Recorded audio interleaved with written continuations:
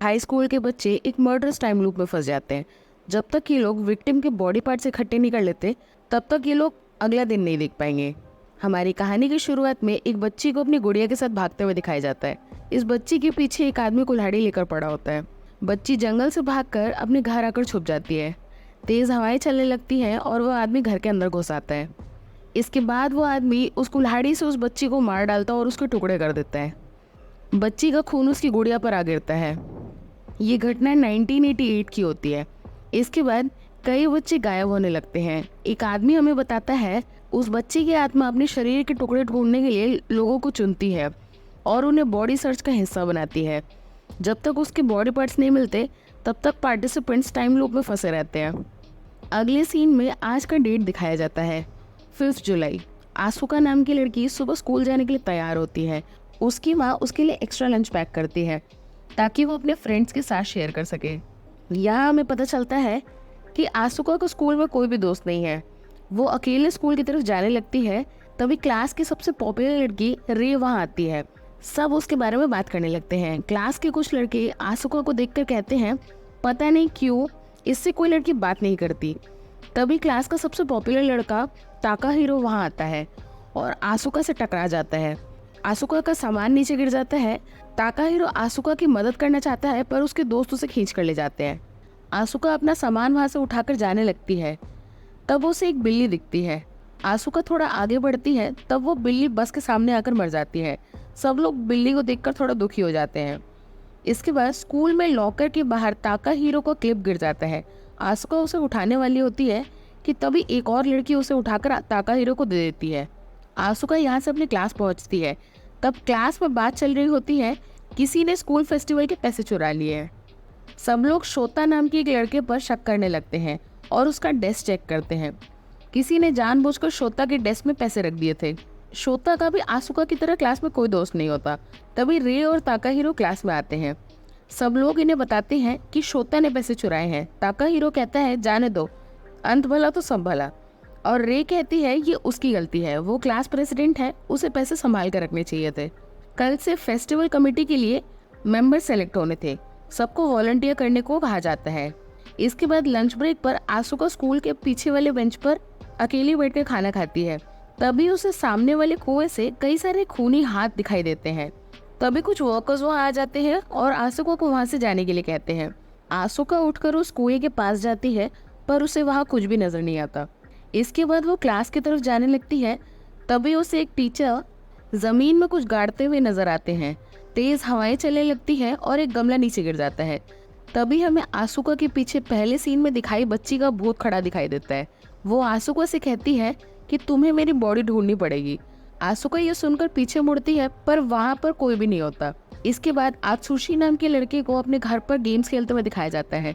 रात को आसुका को कुछ अजीब मैसेजेस आने लगते हैं। आसुका उन्हें देखकर डर जाती है और अपना फोन नीचे रख देती है। उसे ये मैसेजेस कंटिन्यूअसली आने लगते हैं। 12 बजते ही आसुका, ताकाहिरो, रे, शोता, आतुशी और रूमिको ये सब लोग चैपल में नजर आते हैं। वहाँ एक कॉफिन रखा होता है। सब लोग बताते हैं कि सबको वो लड़की नजर आई थी।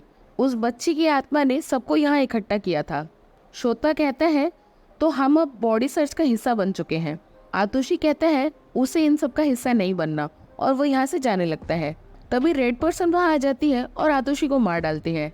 आतुशी का शरीर 2 हिस्सों में बढ़ जाता है। सब लोग ये देखकर डर जाते हैं। तभी रेड पर्सन रूमिको को भी मार डालती है।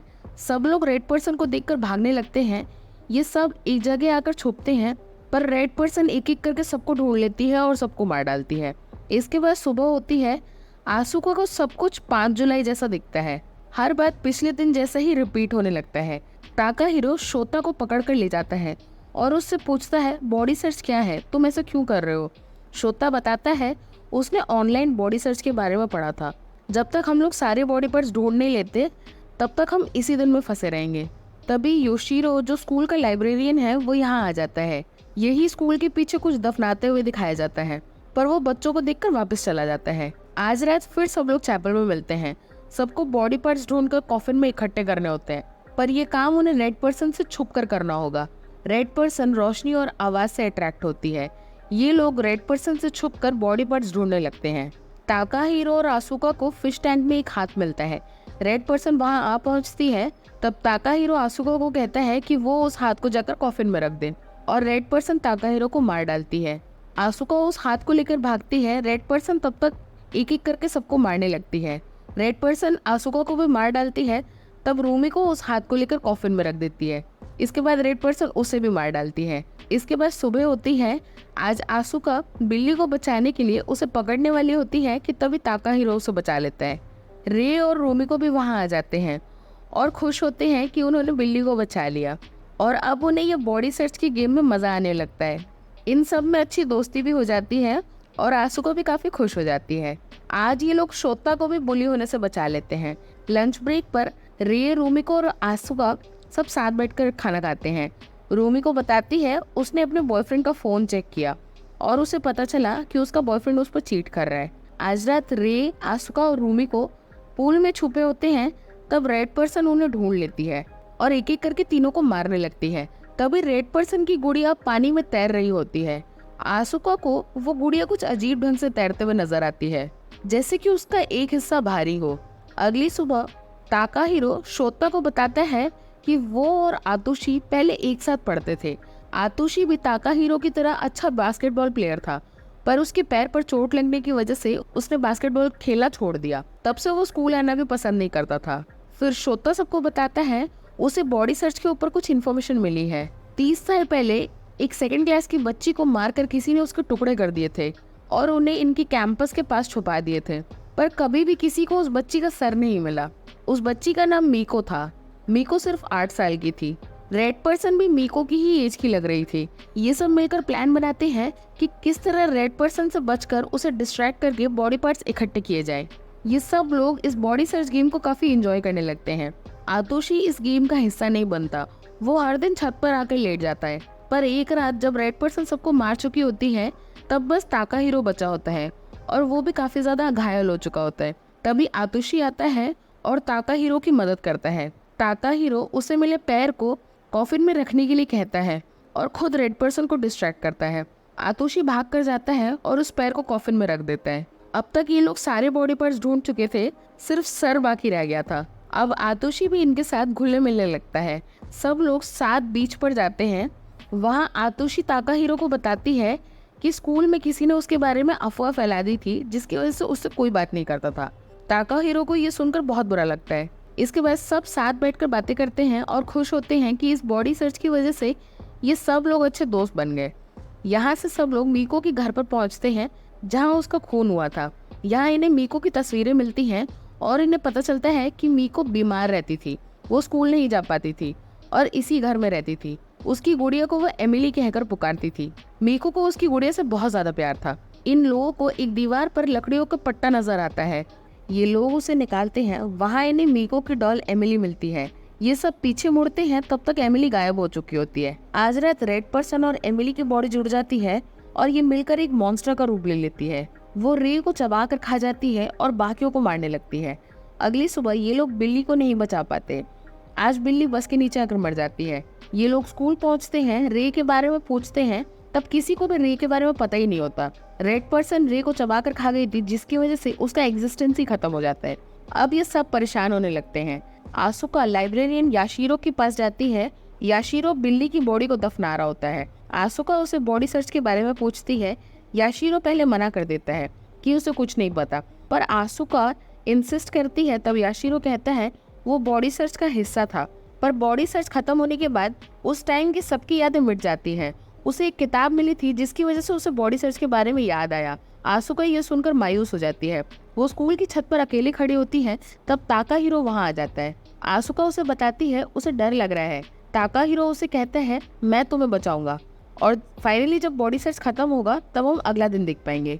आसुका काफी उदास हो जाती है और उसे बताती है कल होते ही मैं तुम्हारे लिए इनविजिबल हो जाऊंगी। ताकाहीरो से वादा करता है कि वो उसे नहीं भूलेगा और अगर भूल गया तो आसुका उसे उसका क्लिप दिखा दे। आसुका ताकाहीरो का क्लिप रख लेती है। ताकाहीरो कहता है वो उसे ढूंढ लेगा। इसके बाद रात को आसुका कहती है उसे लगता है शायद मीको का सर उस गुड़िया के अंदर है, क्योंकि उसने जब एमिली को पूल में देखा था तब एमिली का सर थोड़ा भारी था।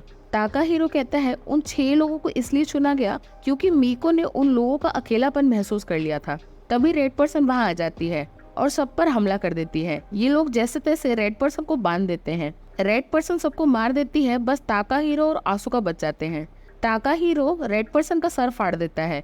उसके अंदर से इन्हें मीको का सर मिलता है। ये लोग मीको का सर कॉफिन में रखने जा रहे होते हैं कि तभी रेड पर्सन फिर से इन पर हमला कर देता है। रेड पर्सन ताकाहीरो को मार डालती है।